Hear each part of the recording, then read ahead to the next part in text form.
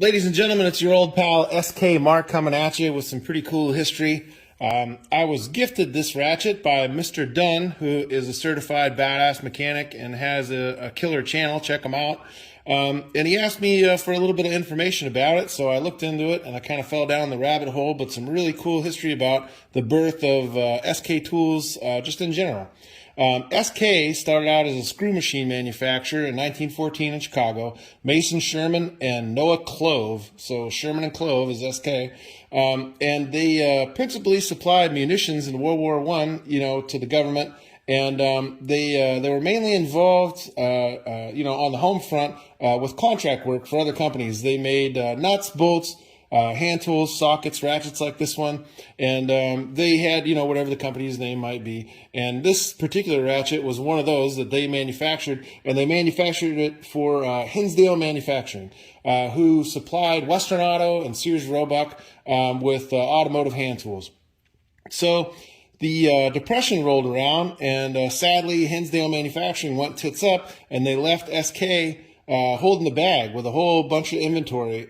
So they kind of made lemonade out of lemons, and they said, you know what, we'll go into the tool business. And in 1932, they applied for a trademark for the diamond, the SK diamond there. And the following year, they made the best move they could have made, and they hired a genius by the name of Theodore Rube. And he was a mechanical engineer and just a total badass genius.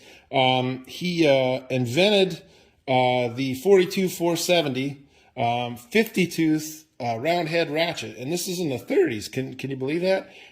So pretty amazing. And between 1934 and 1943, working for SK, he had 6 patents on ratchets and 2 on sockets. So this guy was, just a certifiable mechanical badass.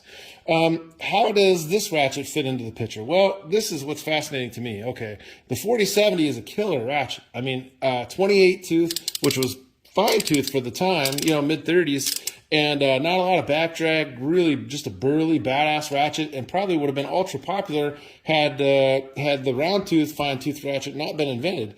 And if you'll notice, it doesn't say SK anywhere on it because SK hadn't been invented yet. So this is one of the ones that was in the warehouse when they got caught holding the bag when Hinsdale went out of business, which is fascinating. So it's an SK ratchet before there was such a thing as an SK ratchet. So really cool history, and big thanks to Mr. Dunn for sending me this thing. And I just thought that was a really cool story, and I figured that the tool guys that follow my channel would also dig it. So happy wrenching out there, fellas.